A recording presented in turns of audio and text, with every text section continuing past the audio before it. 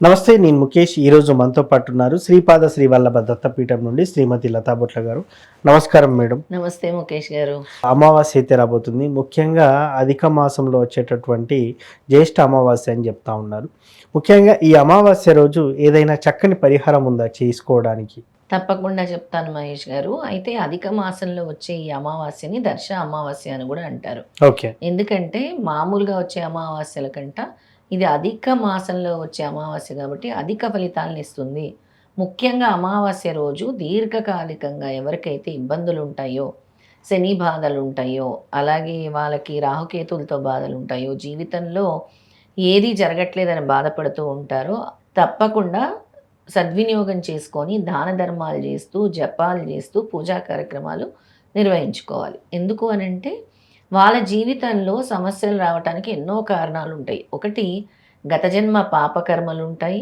రెండోది, పితృదేవతల శాపాలు ఉంటాయి, పితృదోషాలు ఉంటాయి. తర్వాత వాళ్ళ తాత ముత్తాతలు కుటుంబకులు చేసిన మంచి అయితే మంచి వస్తుంది, చెడైతే చెడు వస్తుందని చెప్తాం. అదొక కారణం అవ్వచ్చు.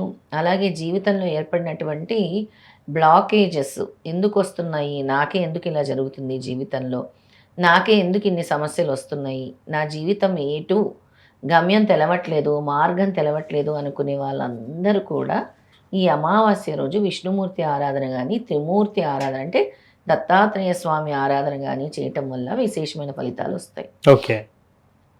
ఆ రోజు మీ బ్లాకేజెస్ తొలగాలంటే ముందుగా పితృదేవతల్ని స్మరించుకోవాలి.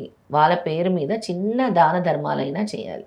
వాళ్ళ స్మరణ, ఇప్పుడు మీ తాత ముత్తాతలు కానీ, గతించిన వాళ్ళు కానీ, మీ కుటుంబ సభ్యులు కానీ ఉంటారు కదండి, Yes, అవును. పెద్దలు, లేదా చిన్న వయసులో పోయిన వాళ్ళు కూడా ఉంటారు చాలామంది. వాళ్ళందరినీ కూడా గుర్తు చేసుకోవాలి. వాళ్ళకి వాళ్ళ పేరు మీద ఏదైనా ఒక చిన్న చారిటీ, ఎక్కడైనా ఎవరికైనా లేని వాళ్ళకి గ్రాసరీస్ కొనివ్వటము, లేదా ఏదైనా దానం చేయటము, వస్త్రదానం చేయటము, లేదా ఏదైనా వస్తువు దానం చేయటము, ఇలాంటివి చేయాలన్నమాట. అలాగే మీ ఇంట్లో గనక నెగిటివ్ ఎనర్జీ చాలా ఉంటే దాన్ని తొలగించుకోవడం కోసం మీ ఇంటి గుమ్మం వద్ద నిమ్మకాయ మీద కర్పూరం వేసి వెలిగించాలి ఓకే. ఆ రోజు సాయంత్రం. ప్లస్ వచ్చేది ఆదివారం అమావాస్య కోసము, మన జపాల కోసము, తంత్ర పూజలు చేసేవాళ్ళు ఈ నెగిటివ్ ఎనర్జీస్ పోగొట్టుకోవడం కోసం కూడా ఆదివారం అమావాస్య కోసం ఎదురు చూస్తూ ఉంటారు. ఎస్. ఇక ఆ రోజు ఓం శం శనీశ్వరాయ నమః అని శని బాధలు ఉండేవారు చదువుకోవాలి. అలాగే మీకు లక్ష్మీదేవి అనుగ్రహం కావాలి అని అంటే లక్ష్మీదేవి ఆరాధన, విష్ణుమూర్తి ఆరాధన చేయాలి. అనఘాలక్ష్మి ఇద్దరిని కూడా, అనఘాస్వామి అనఘాలక్ష్మిని పూజించాలి. నేను చెప్పే అటువంటి లక్ష్మీ స్తోత్రం కూడా మీరు చదువుకోవాలి. లక్ష్మీదేవి అనుగ్రహం రావాలి అని అంటే మీరు రాక్ సాల్ట్ తీసుకోండి. ఓకే. రాక్ సాల్ట్ తీసుకొని దాంట్లో మధ్యలో రౌండ్లో ఎల్లో కలర్ ఆవాలు వేయండి. ఓకే. ఆవాలు, దాని మీద వచ్చేసి ఆవునేతి దీపం పెట్టండి. ఆవునేతి దీపంలో లవంగాలు, యాలుక, చెక్క ఉంటుంది కదా, Yes, అవును. చెక్క వేసి పసుపు రంగు ఒత్తులతో దీపారాధన చేయండి. ఓకే. మర్నాడు ఆ రాళ్ళు, పువ్వు, ఆవాలు ఏదైతే ఉంటాయో నీళ్ళల్లో జార విడిచేయండి. ట్యాప్ కింద వాటర్లో వదిలేసేయండి, Okay. లేదా ఫ్లోటింగ్ వాటర్లో వేసేయండి. ఓకే. దీపారాధన అయిపోయిన తర్వాత, అమావాస్య అయిపోయిన తర్వాత చేయాలన్నమాట. అది ఈ పరిహారం చేసుకుంటే చాలా మంచిది. ఇంకా మనకి దారిద్ర బాధలు ఉన్నాయి అని అంటే నేరేడు పండు ఆ రోజు కనుక దానం ఇస్తే దేవాలయాల్లో కానీ ఎవరికైనా కూడా, ఇప్పుడు యాచకులు ఉంటారు, లేని వాళ్ళు ఉంటారు, అనార్థులు ఉంటారు, వాళ్ళకు కూడా నేరేడు పండు దేవుడి దగ్గర పూజించి ఆ నేరేడు పండు మీరు కొన్ని పెట్టుకొని మిగతా నేరేడు పళ్ళు తీసుకెళ్ళి లేని వాళ్ళకి దానం చేయటం వల్ల కూడా మీ దారిద్ర బాధలు అనేవి తొలగిపోతాయి. ఓకే. అలాగే చాలామందికి తెలియదు, నేరేడు పండు బ్రాహ్మణుడికి దానం ఇస్తే గుడిలో బ్రాహ్మణుడికి కానీ, క్షేత్రంలో ఓకే. దేవుడికి కానీ నైవేద్యంగా ఎక్కడైనా క్షేత్రాల్లో, గుడుల్లో వెళ్ళి అక్కడ గుళ్ళో స్వామికి సమర్పించి దాన్ని, లేదా అక్కడ బ్రాహ్మణుడికి దానం ఇస్తే భూదానం చేసినంత ఫలితం అన్నమాట. ఓ సూపర్. ఈ అమావాస్య రోజు ముఖ్యంగా చేసే ఈ దాన ధర్మాలకి చాలా అధిక ఫలితాలు వస్తాయి. ఓకే. అలాగే నేరేడు పండు మనం చేసే భోజన వడ్డంలో ఎక్కడైనా భోజనాలు జరుగుతూ ఉంటే మనకు అరటిపండు ఎలా పెడతారు ఆకులు, అవును. అలా నేరేడు పండు కనుక పెడితే ఉమ్, చాలా మంచిదన్నమాట. Okay. మనకి కోరిన కోరికలన్నీ కూడా నెరవేరుతాయి. ఓకే. అలాగే ఈ నేరేడు పండు ఎవరికైతే ఆరోగ్య సమస్యలు ఉంటాయో ఉమ్, వాళ్ళు నేరేడు పండు నైవేద్యంగా స్వామికి పెట్టడం వల్ల వాళ్ళకి నీరసము, ఒంట్లోని శక్తి మళ్ళీ పునర్శక్తి జాగృతం అవుతుందన్నమాట. ఓకే. చాలా నీరసంగా శక్తి కోల్పోయినట్టు ఉండేవాళ్ళు ఈ నేరేడు పండుని స్వామికి సమర్పించాలి. Okay. సమర్పించడం వల్ల ఈ శక్తి అనేది మళ్ళీ వస్తుంది మీ ఒంట్లో.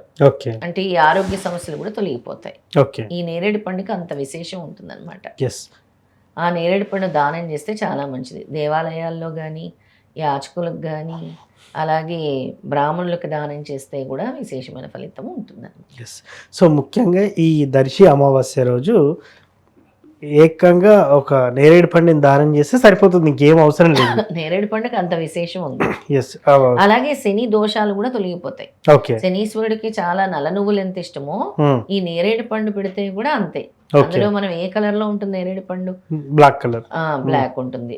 లోపలేమో మనకి నీలం రంగులో ఎస్. అవును. నీలాంజన సమాభాసం అంట. ఎస్. అవును, కరెక్ట్. ఎస్. అలా ఉంటుందన్నమాట ఆ రంగు. అందుకే శనీశ్వరుడికి కూడా చాలా ప్రీతికరమైన నైవేద్యంగా చెప్పుకోవచ్చు ఇది. తప్పకుండా చాలా చక్కటి పరిహారాన్ని రెమెడీని తెలియజేశారు మేడం.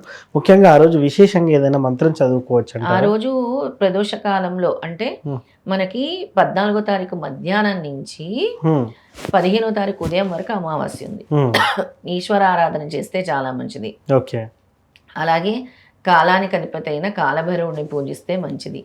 లక్ష్మీదేవి విష్ణుమూర్తి ఆరాధన మంచిది. ఓకే. అలాగే లక్ష్మీదేవి, ముఖ్యంగా లక్ష్మీదేవి ఆరాధన వల్ల దారిద్ర బాధలు తొలగుతాయి. ఎస్. దత్తాత్రేయ స్వామి, గురు దత్తాత్రేయ స్వామి ఆరాధన కూడా విశేషమైన ఫలితాలను ఇస్తుందన్నమాట. దత్తాత్రేయ స్వామి ఆరాధన అంటే దత్తాత్రేయ స్వామి అష్టోత్తరం చేసుకోవచ్చు, లేదా అనఘాలక్ష్మి అనఘా స్వామి అష్టోత్తరం చేసుకోవచ్చు. అలాగే లక్ష్మీదేవి స్తోత్రం చెప్తాను, ఆ స్తోత్రాన్ని ఆ రోజు పఠించుకోవచ్చు. ఎస్. సో ముఖ్యంగా ఆ స్తోత్రంని వివరించండి మేడం. వివరించిన తర్వాత అందరూ అమావాస్య రోజు చదువుకుంటారు. ఓం హ్రీం శ్రీం, ఓం హ్రీం శ్రీం సిద్ధలక్ష్మీయే నమః. ఎస్. ఓం హ్రీం శ్రీం సిద్ధలక్ష్మీయే నమః. ఓం హ్రీం శ్రీం సిద్ధలక్ష్మీయే నమః. క్లీం కూడా జోడించుకోవచ్చు కావాలంటే. Okay. ఓం హ్రీం శ్రీం క్లీం సిద్ధలక్ష్మి నమః అని చేస్తే మంచిది. ఓకే. ఆ రోజు చాలా ఈజీ మంత్రం అన్నమాట ఇది. ఓకే. ఇంకొక మంత్రం కూడా ఉంది. ఇది కుబేరుడు మంత్రము. ఓం హ్రీం శ్రీం క్లీం, ఓం హ్రీం శ్రీం క్లీం, శ్రీం క్లీం విత్తేశ్వరాయ నమః. ఓకే. ఓం హ్రీం శ్రీం క్లీం, శ్రీం క్లీం విత్తేశ్వరాయ నమః. ఓకే. ఆ రోజు 5 ఒత్తులతో దీపం పెట్టి ఈ మంత్రం చేసుకుంటే చాలా మంచిది. ఎస్. 5 ఒత్తులు. ఓకే. ఏ కలర్ వత్తులు అని అంటారు? పసుపు రంగు ఒత్తులు. పసుపు రంగు ఒత్తులు. ఓకే. 5 రంగు ఒత్తులు, లేదా మనకి తామర ఒత్తులు అని దొరుకుతాయి. అంటే తామర పువ్వులోని దాంతో విక్స్ తో చేస్తారు, అంటే ఆ కాడలతో చేస్తారు. ఓకే. ఆ ఒత్తులు వెలిగించినా కూడా లక్ష్మీదేవి అనుగ్రహం బాగుంటుంది. ఎస్. అయితే అమావాస్య రోజు కూడా మేము ఇన్ని పూజలు చేస్తున్నాము, ఇంకా మా సమస్యలు తీరట్లేదు అన్న వాళ్ళు ఏంటంటే వాళ్ళ గ్రామ దేవతల్ని, కులదేవతల్ని ఆ రోజు స్మరించుకొని పూజ మొదలు పెట్టాలి. ఓకే. ఇప్పుడు ప్రతి ఒక్కరికి ఒక గ్రామ దేవత ఉంటుంది, లేదా ఇంటి దేవత ఉంటుంది, కులదేవత ఉంటుంది. వాళ్ళని మరవకూడదు. మన తల్లిదండ్రులు ఎంత ఇంపార్టెంటో లైఫ్లో ఈ కులదేవత, గ్రామ దేవత కూడా అంత ఇంపాక్ట్ చూపిస్తాయి జీవితంలో. వీళ్ళని స్మరించుకొని పూజ మొదలు పెట్టాలి, వీళ్ళని తలుచుకొని పూజ చేయాలి. అలా వాళ్ళని మేము మిమ్మల్ని గుర్తు చేసుకొని పూజా కార్యక్రమం చేస్తున్నాము అని చేయాలి. అప్పుడు చక్కటి ఫలితాలు, ఈ బ్లాకేజెస్ కూడా పోతాయి. అసలు అమావాస్య రోజు ఎవరైనా సరే అమ్మవారికి, ముఖ్యంగా అమ్మవారికి నిమ్మకాయల దండ, అలాగే అమ్మవారికి వస్త్రము. వస్త్రం అంటే ఇప్పుడు మనకి చీర పెట్టుకోగలిగిన వాళ్ళు చీర పెట్టుకోవచ్చు, స్తోమతను బట్టి. లేని వాళ్ళు ఏం చేయొచ్చు, గాజులు, జాకెట్ ముక్క, పసుపు కుంకుమ, నిమ్మకాయల దండ తీసుకొని వెళ్ళి ఇవ్వటం వల్ల కూడా మీకు ఎప్పటి నుంచో ఆగిపోయిన పనులు కూడా జరిగిపోతాయి. ఎందుకంటే ఈ అమావాస్య పవర్ఫుల్ కాబట్టి ఇన్ని రెమెడీస్ చెప్పాను. సో ముఖ్యంగా ఈ అమావాస్య రోజు ఏం చేయాలని చాలా చక్కగా వివరించారు మేడం. ధన్యవాదాలు. నమస్తే.